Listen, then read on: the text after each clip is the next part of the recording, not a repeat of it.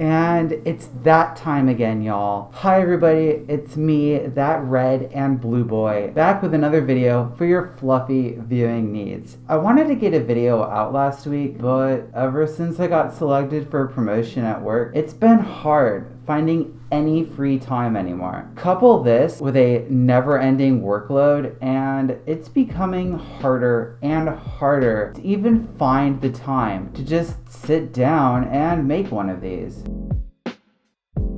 I actually had to use a day off of work to make this video. I'm sure that things will quiet down to a manageable level, but for now, it's just, yeah. But that's not what today's video is about. So let's get some of that good, juicy stuff. That furry stuff.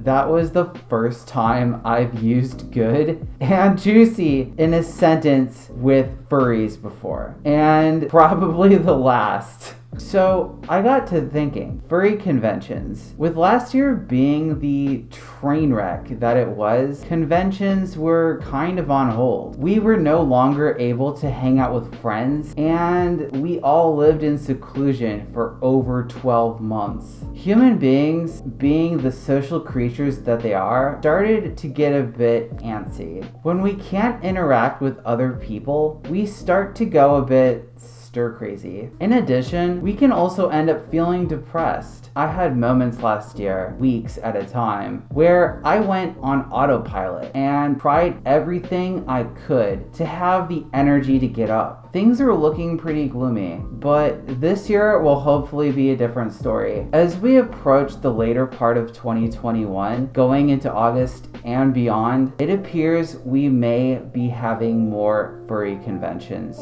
on the horizon. This is amazing news for many furries, myself included, that we will be able to once again hang out, forget to put our tails on the correct way before heading down into the hotel lobby, and maybe fall asleep in our suits again on some couch in the hotel. The usual stuff. It's the usual stuff that is so easy to take for granted when we've had anything but a usual last year. I can't express how hyped I am to go to IFC again and potentially MFF later this year. Beyond hyped. Like 3 shots of espresso in your coffee kinda hyped. With everything starting to gradually approach how it used to be, I thought it would be a good time to make another convention survival guide. Hopefully these tips will help get your con-going experience off to a good start. If any of these helped you out, let me know in the comment section below. The first thing that can help you out when starting to go to cons again is to take it slow. When I first heard all about the good news coming out about conventions, I went into hyper overdrive.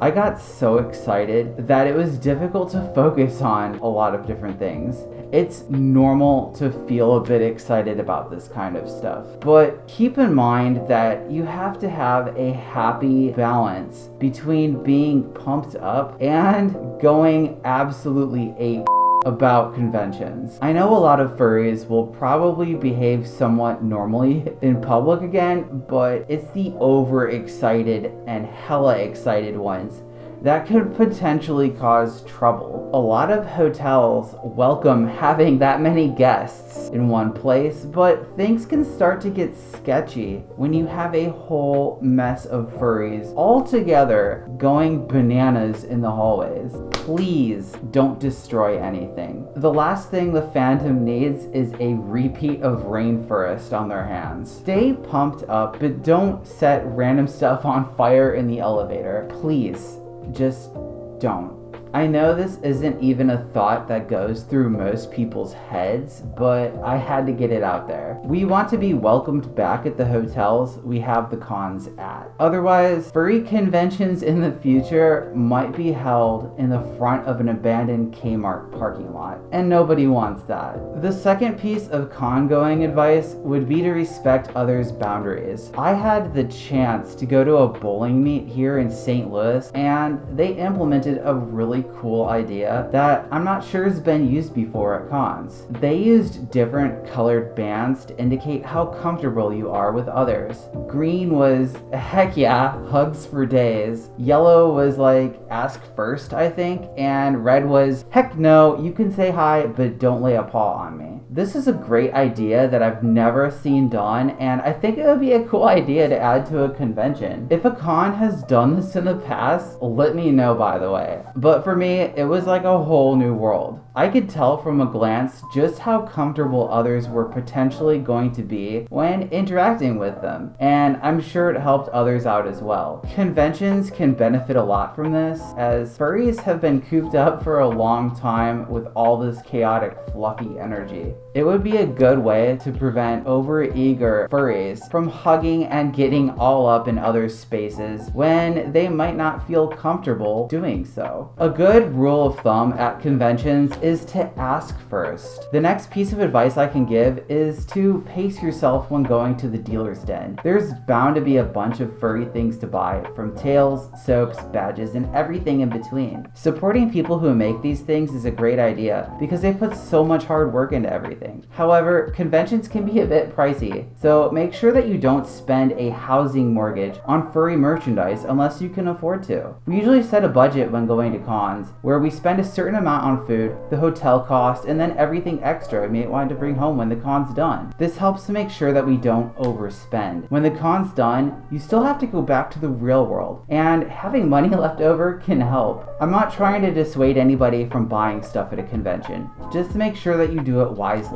I kind of like going to the mall because it lets me see things in person before I buy them. Shopping online, or in the case of commissioning stuff online, is cool, but seeing what they look like in person is a whole new layer to selecting stuff. For me at least, I tend to buy more when I can see stuff in person. And the last piece of advice I can offer is simple: have fun. We've all gone through an unprecedented rough time. Too often, it's easy to get thrown into a spiral of negative thoughts and worries. But conventions are there to help us all come together and, for a weekend, hopefully forget all of it. With that being said, please, please, please, for the love of fluff, follow any local and con guidelines on health safety and have fun. I know I will be, and hopefully I'll get a chance to say hi to all of you at the next convention. Oh my goodness, thank you so much for watching today's video. It was great getting a chance to make another con survival video, and it felt like the perfect time to get one going again. I hope this video helps you out. If you can think of any other tips to succeed in cons this year and going forward, let me know in the comments below. And if you like this video, feel free to give it a thumbs up, and if you aren't subscribed already, maybe clicking on that subscribe button. Today's video would not have been possible without the support of all of my patrons. A huge shout out to the following Gold Egg patrons: